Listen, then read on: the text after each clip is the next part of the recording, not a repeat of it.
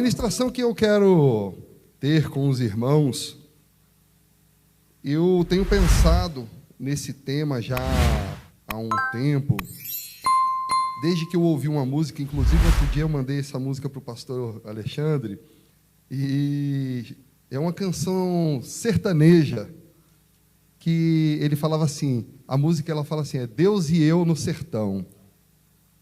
E eu ouvi aquela música, e eu ouvi de novo, foi inclusive o irmão Eunido, que estava com violão lá em casa, e a gente começou a tocar, ele falou, Marcinho, ouça essa música. E quando aquela música ele começou a tocar, eu falei assim, gente, por que a gente... Quem já ouviu essa música? Quem conhece? Alguns, glória a Deus. Eu recomendo aos irmãos que ao chegar em casa ouçam, por mais que você diga assim, não, eu não gosto do estilo da música sertaneja, ou o modão, que seja, ouçam Deus e eu no sertão. Ele fala sobre uma existência simples, ele fala sobre uma vida destituída de bens, ele fala sobre uma vida que está livre das amarras desse mundo, das amarras das coisas, né? Porque nós coisificamos a nossa vida. Hoje nós medimos quem nós somos, ou medimos as pessoas pelo que elas têm, ou pelas coisas que ela pode mostrar exteriormente. A gente recebe quem tem em casa, quem pode nos revidar, né, o convite, ou quem pode chamá-la para poder... Quem tem algo para nos oferecer, mas aquele que a gente que não tem nada para nos oferecer, será que a gente tem o mesmo trato? Será que a gente faz as mesmas questões? E quando eu estava pensando naquela música, eu falava assim, cara, por que a gente vive tanto uma vida preocupado com coisas, uma vida preocupado em buscar, em correr atrás do que é mera aparência? E foi quando começou-se a construção dessa ministração, e o tema os irmãos receberam no grupo, né? Cristo, o nosso caminho. E quando eu pensava sobre isso, eu falava assim, ele colocava, né, que à noite ele ia se deitar para assistir um grande espetáculo no céu. Ele falando das estrelas, ele falando do que estava no céu, era o que alegrava o coração dele, que no domingo ele ia para a missa, e quando ele voltava da missa, ele ia encontrar a garota dele, a namorada, e ele falava assim, que nunca viu ninguém mais feliz do que ele no sertão. E eu sempre um cara que sempre gostou muito de correr atrás das coisas, de ter mais, de querer mais, de almejar, o coração sempre voltado para as coisas que são desse mundo. E aquilo dali, Deus tem falado muito ao meu coração. Eu amo viagens, eu amo passear, eu amo fazer um monte de coisas. E Deus tem falado ao meu coração que a gente tem vivido uma vida muito preocupado com coisas que não eram para ser preocupações nossas. Inclusive, a ministração de outro dia, o desespero humano, foi o desespero humano o tema, não foi isso? Tem umas 2 ou 3 semanas que falava sobre o homem, o desespero do homem do século 21. E por que então vivemos tão desesperados? Por que vivemos uma vida tão perdida, cheio de coisas na cabeça e nunca nos contentamos com nada? Eu tenho pensado muito nisso porque eu tenho sofrido transformações nesses aspectos, e era isso que eu queria hoje dividir com os irmãos. E eu comecei a pensar nesse tema, e eu percebi o tanto que nós vivemos, eu falei a palavra coisificar, né? Tornar a nossa vida em coisas. Nós pegamos a nossa vida, por exemplo, se eu pergunto para você, você está feliz? Você vai falar, irmão, não estou feliz não, eu perdi meu emprego. Irmão, você está feliz? Não estou feliz não, porque eu adoeci. Irmão, como é que está a tua vida? Nossa, meu marido ou minha esposa me deixou. E você sempre precisando de algo externo, exterior, no seu coração, para que a sua vida ela tenha sentido. Mas por que que isso acontece nas nossas vidas? Por que que isso daí tem movido o nosso coração? Sempre as coisas que são exteriores. Porque sempre buscamos mais dinheiro, fama, posição social. Por que que nós sempre buscamos aquilo que não é importante, aquilo que é vão, aquilo que passa? A Escritura fala que vaidade de vaidade, tudo é vaidade. Quando se fala vaidade, ele fala aquilo que é vão, aquilo que tem um tempo contado debaixo do sol. Então, se tudo tem um tempo contado debaixo do sol, nós não estamos olhando para aquilo que é eterno, para aquilo que nos importa, para aquilo que verdadeiramente deveria ser o alvo de nossas vidas. E nós vivemos uma vida de escolhas. Cada escolha que nós tomamos é uma opção para o estilo de vida que nós vamos querer levar. Cada escolha que a gente toma é uma decisão sobre qual caminho nós vamos seguir. Concurso público, quantos aqui fazem? Ou fizeram? Poucos. Em Brasília, geralmente, é quase que unânime, né? Todo mundo quer concurso público. Uma carreira profissional. Quantos se dedicam a uma carreira profissional? Quantos se dedicam a estudar línguas estrangeiras? Quantos se dedicam a estudar música? O irmão aqui, cara, que coisa linda, ele tocando, né? É algo tão orgânico, ele falava assim, mi, sol, fá. É algo natural, é espontâneo, é algo que flui dele. Eu achei aquilo lindo, apaixonante. Porque a gente vive uma vida de coisas exteriores, quando o Evangelho ele deveria ser isso que flui do nosso coração, ele deveria ser algo que como diz as Escrituras, ele brota do coração. E a gente está tão preocupado com outras coisas que não tem como o Evangelho ser essa coisa que flui como um rio, que a gente, ao viver a nossa vida, o nosso cotidiano, a gente deveria viver como? É a glória de Deus, a misericórdia sobre tal. A gente deveria enxergar Cristo nas pessoas, a gente deveria ter atitudes de Cristo em nossos corações, mas nós nos perdemos julgando. Você vê, um bom marido, o que é um bom marido? Aí a pessoa responde, o bom marido é aquele que pode oferecer boa condição para minha filha. A pessoa, o noivo ama, respeita, se doa, mas se ele não tem um emprego, ele é um vagabundo, ele não serve. Se ele ganha mal, o emprego dele não dá condição para que ele forneça uma boa vida conforme os padrões humanos, então ele é inservível para a nossa filha, ou a mulher que não corresponde é inservível para os nossos filhos. E assim a gente vai julgando, condenando, colocando as pessoas, separando fazendo secção. Cada vez mais a gente age de um modo diabólico, fazendo essa divisão, porque tudo aquilo que divide é o diabolos, é o diabo. Não digo o diabo, aquela coisa personificada, o pastor sempre brinca aqui falando daquele ser, né, com o pescoço fino, com chifre, que está com um tridente e uma legue vermelha. Não, para de bobagem. Isso daí não é assim. O diabo, nas Escrituras, ele fala sobre o espírito que nos move quando dá divisão que nós queremos causar, dá divisão daquilo que você faz uma secção, daquilo que você que é o oposto ao amor, que é o oposto à doação de si.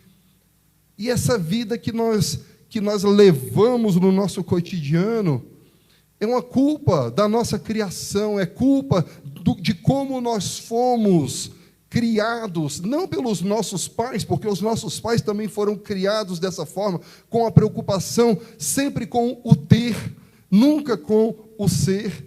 Eu lembro que eu conversava em casa, e a Loura dizia assim, quando a Eduarda era pequenininha, eu muito preocupado, né? Filha, eu quero que você estude, eu quero que você se dedique, eu quero que você seja melhor. Sabe por quê? Porque eu não quero que você dependa de ninguém, eu não quero que você se preocupe com depender de homem, eu quero que você tenha uma vida independente, eu quero que você conquiste o mundo, eu quero que você viaje, E a Loura falava assim para mim, Marcinho, eu quero que a Eduarda conheça o Senhor. Essa deve ser a nossa preocupação número 1. Essa deve ser a preocupação do nosso coração. E eu falava, Loura, você está diminuindo a importância desse mundo. Olha, eu ainda discutia isso, pelo amor de Deus. Ela correta. Ela falando sobre o que era de suma importância, aquilo que era a essência de uma vida cristã, e eu ainda batia contra. Eu falava, não, eu quero que Eduardo estude, eu quero que ela seja melhor nas coisas que ela vai fazer. Aí colocamos no piano, colocamos no balé, é o sonho de todo pai, né? A filha no piano, a filha no balé, a filha no inglês. Quanta futilidade, quanta... Coisas importantes para o mundo, sim, mas a minha preocupação era fútil. Porque hoje eu compreendo que se eu, como pai, eu conseguir fazer com que minha filha ame a Deus, eu alcancei o meu propósito como pai nessa terra. Eu alcancei o propósito pelo qual Deus me colocou 2 filhos, para que eles amem a Deus e o sirvam em amor. O resto é o resto. O resto é consequência das escolhas naturais humanas que ela vai ter. Então, como nós fomos criados para o ter e não para o ser, nós temos sempre um coração voltado, preocupado com essas coisas que não deveriam ser a nossa preocupação.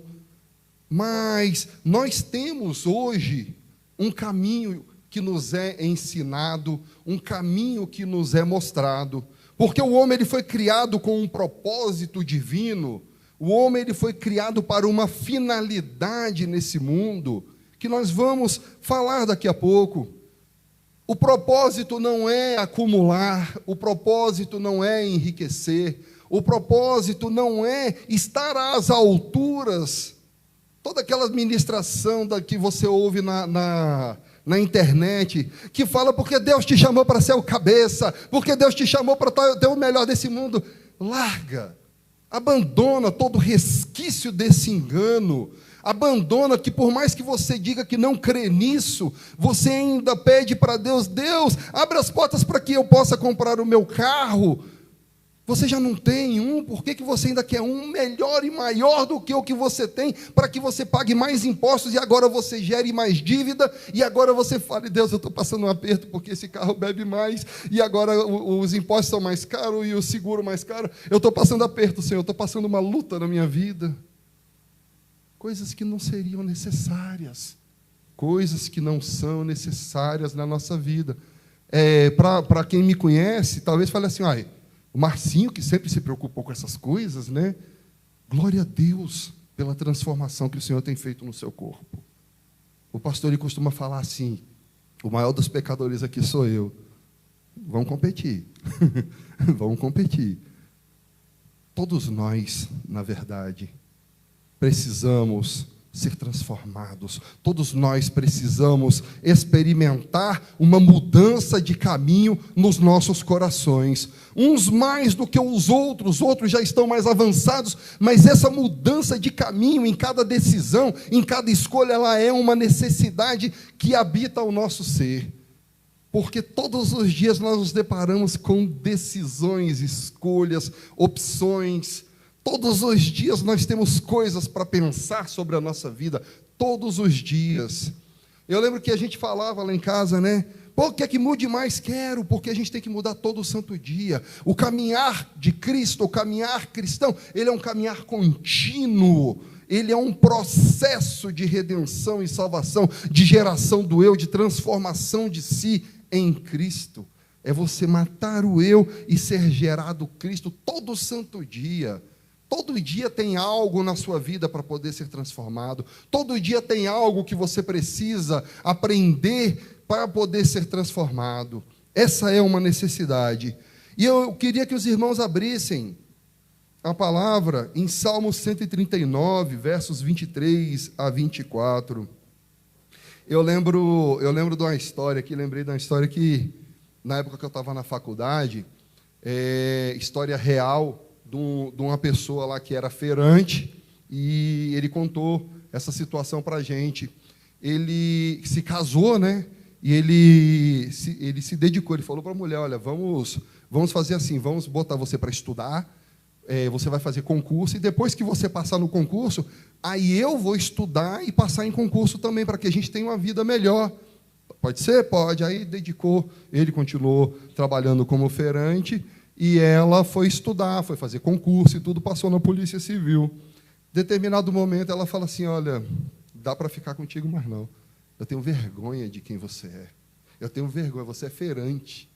Nossa, calma aí. Como assim? Isso é fato verídico, tá? Isso não é historinha que contaram, não. Eu conheci a pessoa. Cara, que coisa absurda. Quer dizer, o amor que ele dedicou para ela, para que ela pudesse crescer, para que ela pudesse... E detalhe, não é crescer humanamente, não é crescer como ser, é crescer, não foi crescer como um ser, foi crescer como humano, como nessa vida humana, nas coisas que são humanas. Porque se ela tivesse crescido como pessoa, ela jamais teria feito isso. Jamais. Porque os olhos dela estavam voltados o quê? À aparência. Imagina ela, uma policial civil, estava lá no meio de pessoas que ganhavam bem, falando assim, quem é seu marido? Meu marido é feirante. Olha a vergonha dela. Não que tenha vergonha, gente, por favor. Eu não concordo com isso, mas foi ela, essa pessoa que assim o fez. E como que nós estamos tendo o nosso olhar pautado nessas coisas? As nossas escolhas têm sido isso? Qual caminho nós temos trilhado? Como nós temos optado levar a nossa vida? Aí entra o Salmo 139. Já está, obrigado. Salmo 139, versos 23 e 24. Sonda-me, ó Deus, e conhece o meu coração. Prova-me e conhece os meus pensamentos. Vê se há em mim algum caminho mau e guia-me pelo caminho eterno. Vou repetir, sonda-me, ó Deus. Quem pode falar para o Senhor, sonda-me, ó Deus, em sinceridade de coração? Quem pode falar para o Senhor, pedir para Deus te sondar, e você ter condição de escutar aquilo que Deus quer verdadeiramente te dizer, você aceitar aquilo que Deus quer te mostrar, de modo a você abrir mão de você mesmo, das suas crenças, dos seus achismos, dos seus quereres, e você falar, sonda-me, ó Deus, sonda-me, porque eu quero saber se há algum caminho mau em mim. Prova-me e conhece os pensamentos. Aí vem a prova, aí você reprova, e você fala, Deus, por que me abandonastes? Oh Deus, Eli, labá sabactana, como é que é? Lama sabactana, né, Pedro? Deus meu, por que me desamparaste? E a gente às vezes está sendo só provado. A gente está passando pelo fogo para ser purificado. E a gente, Senhor, em nome de Jesus, tira essa prova da minha vida. Não. Senhor, é pelas provações dessa vida que eu serei santificado. É pelas dores que espiritualmente eu serei calejado, glória a Deus. E a gente começa a mudar a nossa visão, porque a gente começa, por causa desse pensamento do ter, a gente pensa que uma vida plena, uma vida de gozo nessa terra, uma vida importante nessa terra, é uma vida em que você acumulou, em que você tem, em que você pode, em que você... E quando a gente olha para Cristo, a gente fala assim, Cristo, qual é o teu padrão? O que verdadeiramente é uma vida em Ti? O que importa para que eu possa viver em Ti de verdade? Quais são os fundamentos que me levam a viver uma vida plena? E a gente começa a repensar. A gente precisa começar a repensar as nossas escolhas. Porque quando a gente olha para o mundo, a gente vê um mundo desesperado. Foi uma pessoa lá em casa ontem, conversou com a gente até tarde, e ele falava sobre a correria da vida dele, a vida dele que era uma vida de buscar, de querer conquistar, de querer abrir empresa disso, empresa daquilo, e correr, e acumular, e acumular, e acumular. O sonho da vida dele era poder ter, e de repente ele falou assim, eu corri tanto que eu não cheguei a lugar nenhum. E hoje eu me vejo uma pessoa desesperada. E eu virei para ele e falei assim: o desespero do homem está em não ter a sua esperança em Cristo.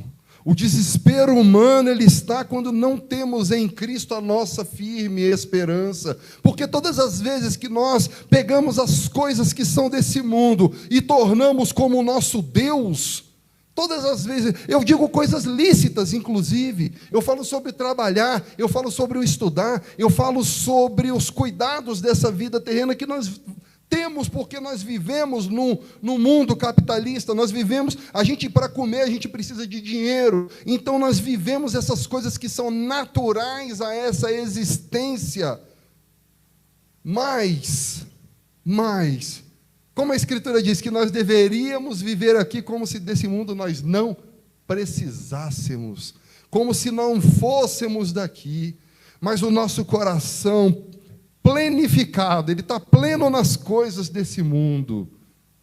E se esse Deus lhe for arrancado? Eu pergunto, e se esse Deus que você criou das suas coisas, isso inclui tudo, inclui o nosso trabalho, inclui os filhos, inclui a nossa aposentadoria. Estou falando da aposentadoria. O Marcão trabalhou a última semana da vida dele aqui na polícia, está aposentando agora. Glória a Deus, isso é alegria, muita.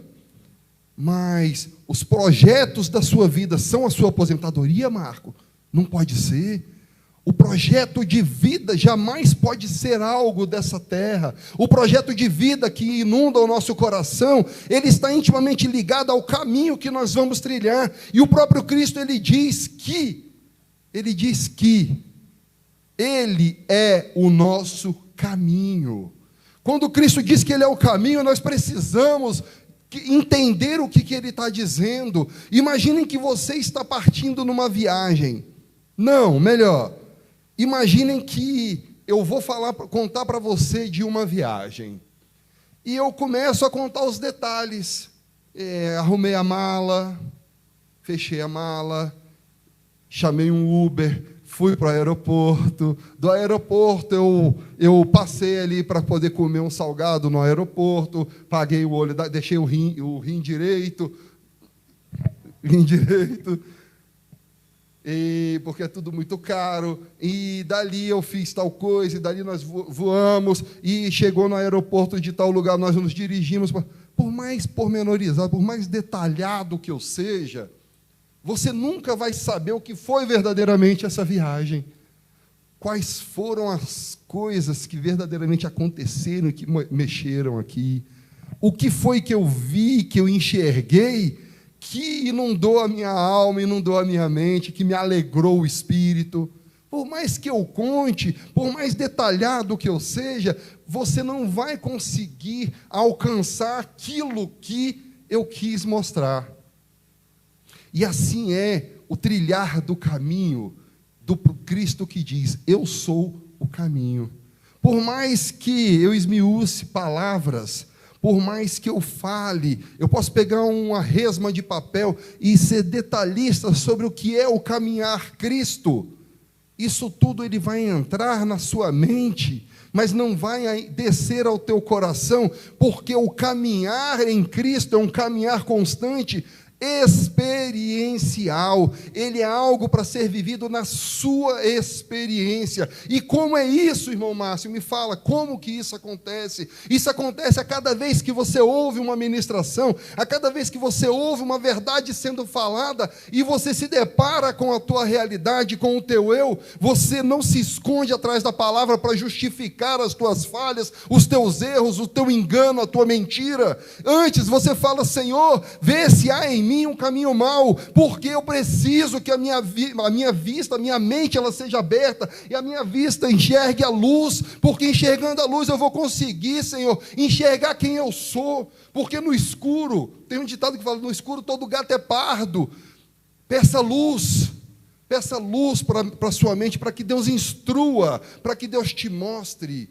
Não nos escondamos. Eu estava conversando com o João outro dia.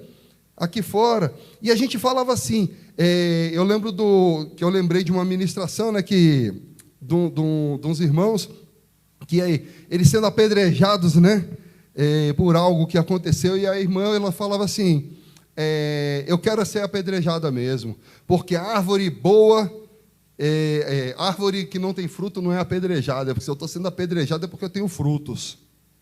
Aí eu olhei para aquela situação, né, falei assim, vem cá, mas calma aí, vocês cometeram um grande erro, vocês fizeram algo muito pesado, vocês estão sendo acusados de um crime, não é, você não está sendo apedrejada porque você está dando frutos para o Senhor. Os frutos que te foram apresentados são frutos maus.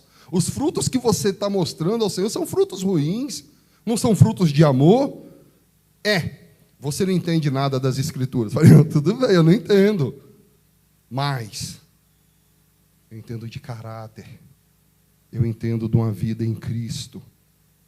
Tenho muito o que caminhar. Eu quero trilhar esse caminho de transformação da geração da vida em Deus. Eu quero que Deus, Ele seja a minha instrução, o meu guia. A Natália outro dia falou assim, né, eu estava com Covid, aí eu fiquei mal, e ela falou assim para mim, não, Marcinho, não se preocupa não, tu não vai morrer não, Deus ainda vai quebrar muito a tua coluna. Eu falei, eu quero que quebre, porque eu quero me agachar ao Senhor para reconhecer a graça de Deus. Eu quero que Deus quebre a minha coluna, porque eu não quero me apresentar altivo, eu não quero olhar Deus face a face como quem o encara, nunca. Eu quero reconhecer que Deus é o meu Senhor, eu quero reconhecer que Deus é tudo para mim, e eu preciso ter isso na minha experiência cada dia mais.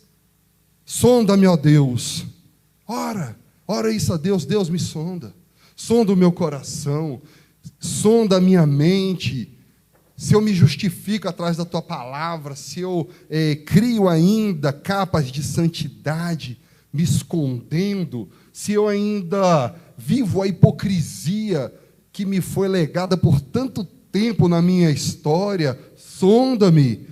Você tem coragem de chegar para a tua esposa, ou para o teu filho, ou para o teu amigo, como eu posso ser um marido melhor, uma esposa melhor, como eu posso ser um pai melhor, como eu posso ser um amigo melhor? Você tem humildade para chegar a esse ponto e perguntar? Você teria coragem de ouvir, sem se justificar? Porque a gente não se reconhece, a gente tem sempre a justificativa. A gente sempre se justifica diante dos erros. E a gente, diante desse sonda-me, o que a gente faz? Sonda-me, porque eu não vou fazer nada com isso. Não é assim que a gente costuma fazer? Vamos encarar as coisas como elas são. Sonda-me para que eu possa mudar? É isso? Ou é sonda-me para eu não fazer nada? A gente precisa pensar. A gente precisa entender por que a nossa vida tem tantos altos e baixos, tanta coisa, a gente vive nessa roda gigante, uma hora está lá em cima, outra hora está lá embaixo, uma hora está lá em cima, outra hora está lá embaixo. Qual caminho estamos trilhando? Um irmão fez uma pergunta no Sem Fronteiras outro dia, e ele falou assim, Marcinho, que a gente estava falando de matar o eu, né, matar a carne. Quantos eus existem? Foi uma pergunta tão interessante, porque quando a gente fala nessa caminhada cristã, na caminhada do Evangelho, a gente fala sobre o matar o eu. E o matar o eu, ele é uma condição de você colocar o ego no lugar em que ele deveria estar, que é nada na sua vida. De modo que você não está aqui para competir, de modo que você não está aqui para julgar, que você não está aqui para poder colocar as suas justiças diante dos homens, você não está aqui para poder achar que você é melhor do que os outros. Pelo contrário. E a gente falava sobre essa questão do eu, né? E ele falou, quantos eus existem? Existe um eu. É claro que nós temos vários aspectos desse eu, são várias facetas desse mesmo eu, que nós precisamos vencer todo santo dia, mas existe um eu. E o João respondeu assim, eu achei lindo, ele falou assim, existe um eu, e o eu que existe vive no engano do ter. Foi isso, não foi? O eu que existe ele vive no engano do ter e na ilusão do ser. Vocês entenderam? O nosso eu verdadeiro é aquele eu que foi criado em Deus, aquele de quem Paulo fala em Atos 17, que nós fomos gerados por Deus, feituras suas. Nós temos o DNA de Deus em nós, mas nós vivemos uma vida de ilusão, uma vida de mentira, e nem o nosso verdadeiro eu nós conseguimos ainda compreender e não conseguimos enxergar, porque nós vivemos a ilusão desse mundo que nos rodeia. Vocês entenderam isso? Provérbios 14, 12 diz assim: há caminhos que ao homem parece direito, mas o fim dele são caminhos de morte. Há caminhos que ao homem parece direito, mas o fim deles é caminho de morte. Quando eu estou ministrando, eu sempre falo a respeito de conversas que eu tive com pessoas, que, para mim, quando eu tenho as conversas com os irmãos, é que eu vou compreendendo as dúvidas, eu vou compreendendo aquilo que está no coração dos irmãos. E tem irmão que me pergunta assim: Marcinho, se eu não faço nada de ruim, eu não quero mal para os outros, eu não desejo nada de ruim para ninguém, eu não invejo, por que eu preciso tanto de Deus? Por que você fala dessa necessidade de viver Cristo? Por que tanto que você fala dessa necessidade de vivermos essa vida no Senhor? Porque há caminhos para os homens que parecem muito bons, são caminhos lícitos, são caminhos que até determinado ponto devem ser sadios, são caminhos que nós devemos trilhar, mas que eles não devem ser ter a importância que nós damos. O ser humano ele foi criado para adorar. O ser humano ele foi criado para viver uma vida de comunhão com o seu Criador. Abram aí 1 Pedro 2,9, por favor. Nós temos um chamamento, nós temos um porquê da nossa existência. E quando em 1 Pedro 2,9 diz aqui: porém, vós sois geração eleita, sacerdócio real, nação santa, povo de propriedade exclusiva de Deus, a fim de proclamardes as virtudes daquele que vos chamou das trevas para a sua maravilhosa luz. Vós sim que antes não erais povos, mas agora sois povo de Deus, e que não tinhas alcançado misericórdia, mas agora alcançaste misericórdia. Vós sois raça eleita, sacerdócio real.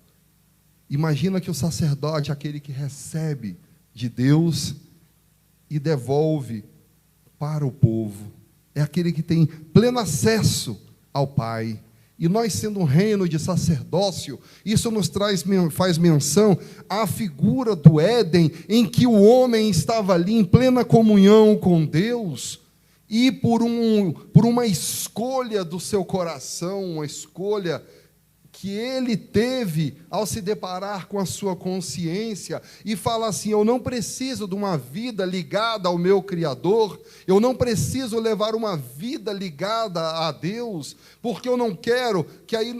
Márcio, de onde que você vai tirar isso? Tira da sua experiência. Eu não quero ter que dar satisfação, eu quero ter que fazer as coisas da forma que eu acredito, eu quero ser mais do que eu posso ser se Deus ficar me conduzindo, me guiando. Aí você pega, por exemplo, o Salmo 2, que fala assim: por que vocês... que Deus se ri, né, quando fala assim que os homens, eles querem quebrar as correntes que os guiam. E Deus se ri porque a gente está intimamente ligado a esse Deus, a gente não consegue não estar ligado a Deus, a gente se desliga na nossa consciência e a gente opta pelos caminhos que são caminhos do mundo. E os caminhos do mundo, eles levam a caminhos de desespero. Entendam, caminhos do mundo, aquilo que eu estou falando para vocês, não é escolha ruim, muitas vezes, não são as coisas que a gente fala sobre maldade, perversidade, não, são os atos que te levam, muitas vezes, coisas lícitas que te fazem desviar dos caminhos do Pai.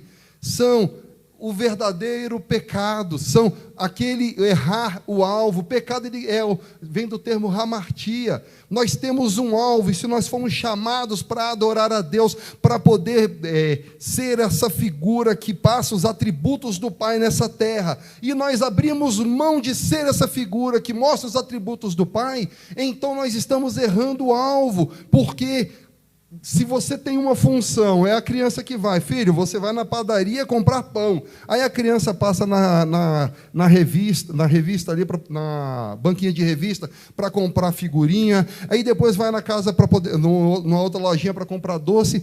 Ele cometeu hamartia, ele errou o alvo, e nós temos um alvo. O nosso coração ele deve ser voltado integralmente, a nossa mente deve ser voltada integralmente ao nosso Criador. Tiago 1, de 1 a 7. Tiago, servo de Deus e do Senhor Jesus Cristo, às 12 tribos que se encontram na dispersão. Saudações. Meus irmãos, tende por motivo de toda alegria o passardes por várias provações, sabendo que a provação de vossa fé, uma vez confirmada, produz perseverança. Ora, a perseverança deve ter ação completa, para que sejais perfeitos e íntegros, em nada deficientes. Se, porém, algum de vós necessita de sabedoria, peça a Deus, que a todos dá liberalmente, e nada lhes impropera. E se lhe há concedida, peça-a, porém, com fé, em nada duvidando, pois o que duvida é semelhante à onda do mar, impelida e agitada pelo vento. Obrigado, meu irmão. E agitada pelo vento. Não suponha esse homem que alcançará do Senhor alguma coisa. Homem de ânimo dobre e inconstante em todos os teus caminhos. Aqui ele fala sobre uma decisão, na verdade, que a gente deve tomar em Deus, de ser diligente no nosso querer, diligente no nosso caminhar em Cristo. Se nós nos dedicarmos às coisas divinas, às coisas de Cristo, como nós nos dedicamos, eu botei os exemplos aqui, alguns irmãos levantaram as mãos, quem estuda para concurso, alguns levantaram, quem estuda para música, alguns levantaram, quem se dedica a uma profissão, alguns levantaram as mãos, aos filhos, esse eu não falei, mas muitos poderiam ter levantado, e assim nós vemos que nós nos dedicamos tanto a umas coisas e deixamos aquilo que não é o engano, que é a verdade de vida que nós deveríamos compreender. Porque ao olhar para a nossa existência, nós conseguimos enxergar o que os nossos olhos carnais veem, e nós nos pautamos somente pelo que são os olhos carnais, o que os olhos carnais nos permitem ver. Porque se a gente olhasse com o olhar espiritual a nossa realidade em Cristo, a gente viveria tudo diferente do que o que a gente vive. Uma historinha, né, que falava sobre o irmão que passava muitas dificuldades. No casamento, ele chegava na igreja e o irmão perguntava assim: e aí, como é que está? Está difícil, pastor. A minha mulher, ela é goteira, ela reclama, ela é difícil, ela só age assim, ela só age assado. Aí semana seguinte: e aí, meu irmão, paz do Senhor, como é que você está? Está difícil, pastor. A minha mulher é isso, a minha mulher é aquilo. Ele falou assim: irmão, faz o seguinte, lê ali um pouquinho do Salmo 23. Lê um pouquinho, começa a ler um pouquinho e repete para você isso daí, para ver o que vai mudar na tua vida. Aí, claro que isso daí é uma historinha, né? Lógico. Aí ele começou, né? Todo dia ele fala: pastor, vai resolver, vai mudar a minha mulher, pastor? Aí vai, irmão, ora por 2 semanas, lê por 2 semanas, 10 vezes por dia, olha a bula. Aí chegou um domingo lá na igreja, ele: Pai do Senhor, irmão. Aí o irmão falou assim: como é que você está? E ele falou: eu estou bem, pastor. Ah, sua mulher mudou? Não. Porque o Senhor é meu pastor. E nada vai me faltar. É claro que é uma historinha besta para poder falar sobre uma realidade da nossa mente. A situação dele pode não ter mudado nada, ele pode estar vivendo a mesma tribulação, a mesma angústia, as mesmas dificuldades. Mas se no nosso coração nós entendermos que nós não somos desse mundo, que nós não vivemos para essa existência, que nós devemos ter os olhos voltados para aquilo que é eterno, nós vamos mudar a disposição do nosso coração e parar de preocupar com tantas coisas que são meramente humanas e parar de viver o desespero humano que nos inflige tanto.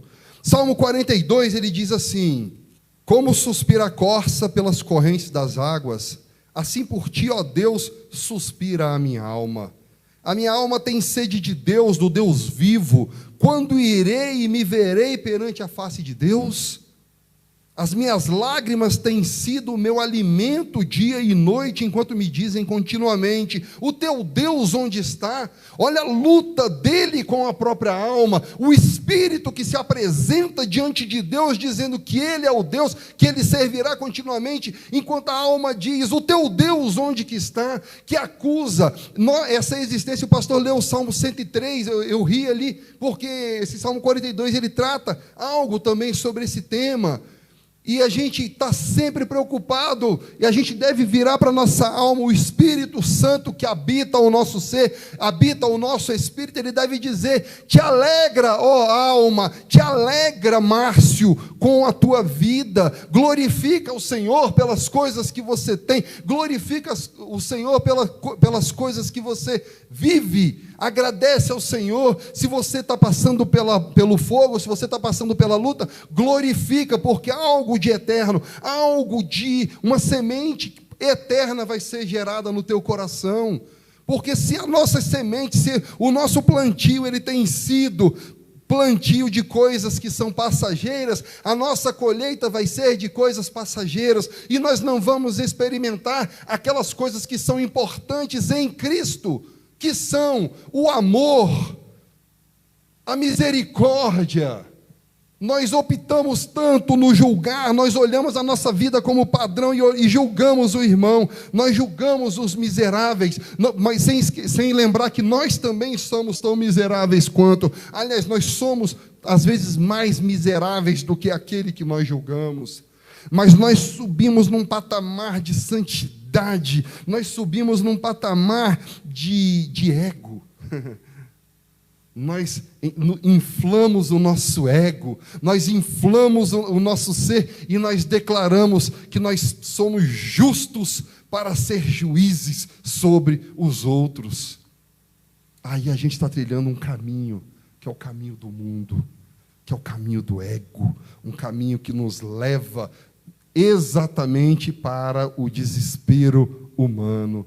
Porque na hora que nós nos depararmos com nós mesmos, na hora que nós nos depararmos com a verdade de quem nós somos, aí a coisa fede.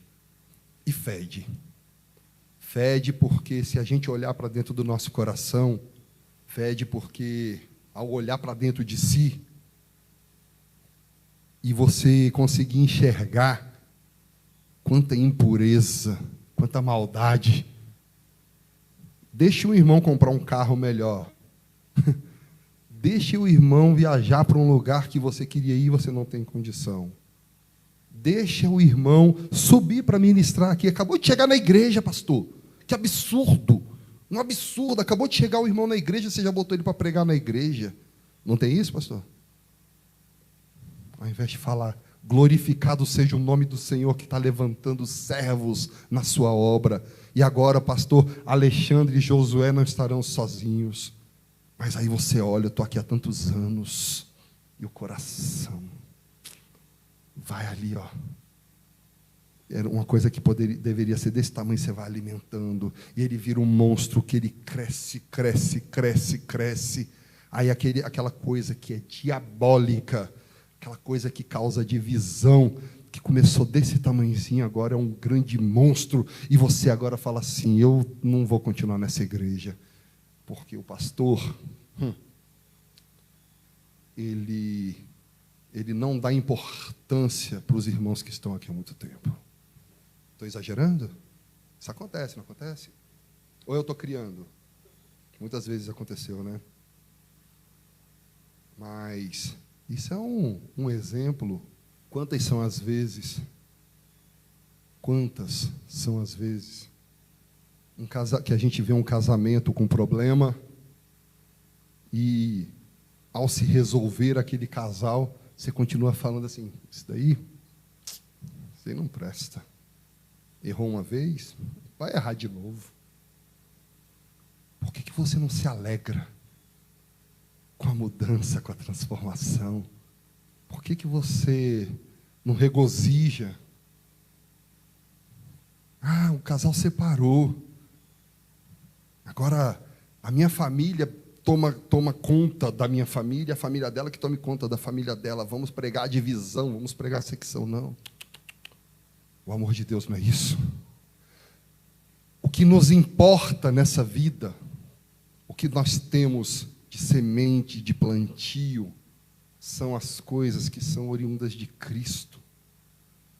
E o Cristo de Deus, quando Ele se apresentou, quando Ele encarnou, a maior demonstração de amor, aquele que é o Criador de todas as coisas, Ele desce ao ponto de ser criatura. O Criador se veste de criatura, e ao se vestir de criatura, Ele sofre ainda um esvaziamento, porque aquele que Ele criou não o reconhece como Criador. Antes, o persegue desde que ele era criancinha. Não só isso, ele ainda sofre quando começa seu ministério. 3 anos de ministério e terminou como terminou, com a morte de um maldito. Maldito porque era como os homens malditos morriam, como a escória da humanidade morria naquela época, crucificado. E assim morreu Cristo, o Criador de todas as coisas, no mais alto gesto de amor, no mais alto gesto de doação de si. Ele abdicou o seu ser, esvaziando-se integralmente. E nós, se estamos numa roda de pessoas, nós temos necessidade de ego, de mostrar quem nós somos, de mostrar o que temos, de mostrar coisas tão banais, tão fúteis, tão nada, quando na verdade a razão da nossa existência, o caminho a ser trilhado em nossa existência deveria ser o caminho da misericórdia, o caminho do próprio Cristo de Deus, o caminho de esvaziamento. Vamos abrir em João 14, por favor. Em João 14:6, Cristo ele fala assim: eu sou o caminho, né? E quando eu estava preparando esse estudo, eu perguntei assim no Google, né?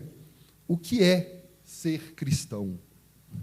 Eu queria, como eu estou aqui no ministério de Volta à Palavra há tantos anos, a gente perde o sentido do que os outros irmãos pensam acerca da realidade, do que se entende por Deus, do que se entende por Cristo. A gente esquece. Tem quase 10 anos que eu estou no ministério, e esses 10 anos me fizeram, com o perdão da palavra, não consigo ouvir determinadas falas, determinados tipos de pregação que são muito autoajuda, que são muito de promessa, de que Deus vai fazer, Deus vai acontecer. Eu não consigo mais dar ouvidos. E quando eu fui pesquisar no Google, né, eu falei assim, o que é ser cristão? E o Google ele me respondeu o seguinte, que é o indivíduo que adere ao cristianismo. Dos conceitos, né? O outro, o adjetivo dado a quem recebeu o batismo. E eu fui lendo, eu continuei lendo, eu vi assim que todas as coisas que ali diziam, elas falavam sobre atos exteriores. A maioria das colocações que eu vi, falando sobre o cristianismo, sobre ser cristão, ele falava sobre um ato exterior.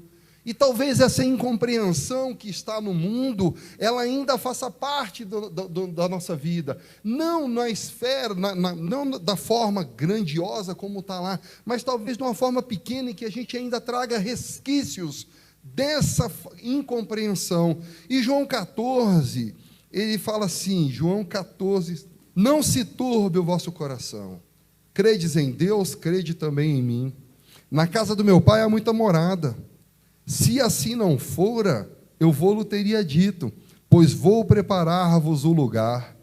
E quando eu for e vos preparar lugar, voltarei e vos receberei para mim mesmo, para que onde eu estou estejais vós também. e vós sabeis o caminho para onde eu vou. Disse-lhe Tomé: Senhor, não sabemos para onde vais. Como saber o caminho? Respondeu-lhe Jesus: Eu sou o caminho, a verdade e a vida. Ninguém vem ao Pai a não ser por mim. E aqui nessa passagem, quando Cristo, a gente enxerga que João 14, 15, 16, 17, são as últimas instruções que Cristo dá para os seus discípulos. Então imagina o seguinte: você está com pressa, um dia eu dei até esse exemplo, você está saindo para viajar, está saindo de casa para ir para algum lugar, e você está deixando o seu filho, e você vai falar assim: cuidado com gás, não mexe com gás, não mexe com água quente, cuidado com o ferro, não, isso aqui não é brincadeira. E você dá aquelas últimas instruções que você precisa falar no exemplo, um pouco mais depressa. Então, quais são as instruções que você vai dar? Você vai falar: cuidado com o cabelo no sabonete? Não vai. Por quê? Porque isso não é importante. Você vai pegar aquelas coisas que são mais importantes e vai falar. Então, quando você lê aqui João 14, 15, 16 e 17, é para extrair as coisas que são mais importantes sobre as instruções que Cristo tinha para deixar para os seus discípulos.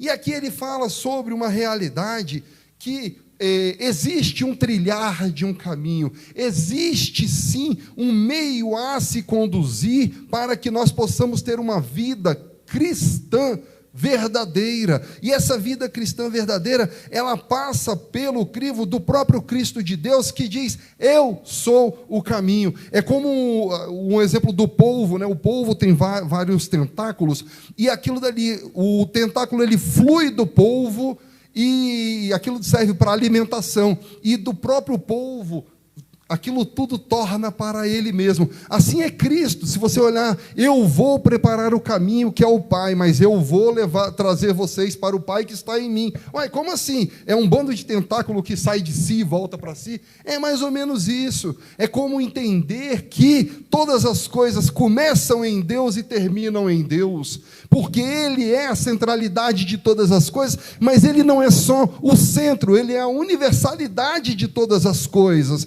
porque a nossa vida, estando nessa integralidade da existência divina, entenda, a nossa existência integral, não na integralidade de Deus, a nossa existência, o nosso coração, a nossa alma, o nosso espírito, em total doação, em total entrega, em total redenção, aí a gente vai estar trilhando o caminho que é Cristo.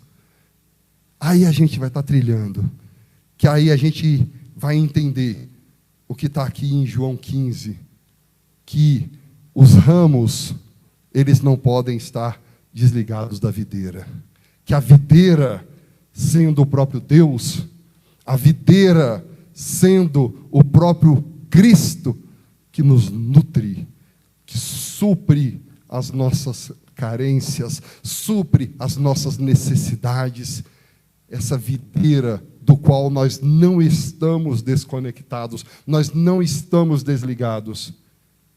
Nós temos que viver a vida da videira, não a vida do galho, não a vida do nosso querer e do nosso engano, porque tudo que aqui existe é o engano do ter e a ilusão do ser. A gente precisa deixar Cristo ganhar o nosso coração, para que essa vida de Deus, ela seja gerada em nós. E aí nós não falaremos mais como o salmista que fala: porque te abate, ó minha alma. Não, nós vamos dizer: Senhor, não vivo eu, mas Tu vives em mim. Porque não importa quais as circunstâncias, não importam as circunstâncias, será fogo, tribulação, perigo, espada, nudez, fome, nada pode me separar do amor de Deus. Paulo, quando ele declarou essas palavras, ele sabia exatamente do que ele dizia, que nada pode nos separar do amor de Deus. Os olhos dele estavam voltados para o alvo, e estando voltados para o alvo, os olhos, o coração sabia em quem esperar. Sejamos assim, meus irmãos, em nome de Jesus. Dá espaço para o Senhor transformar o seu coração. Que Cristo seja verdadeiramente o seu caminho e não o caminho do mundo que só leva a desespero, a divisão, a secção, a esse mundo que está perdido no ego humano. Nós precisamos deixar Cristo ganhar o nosso coração, em nome de Jesus.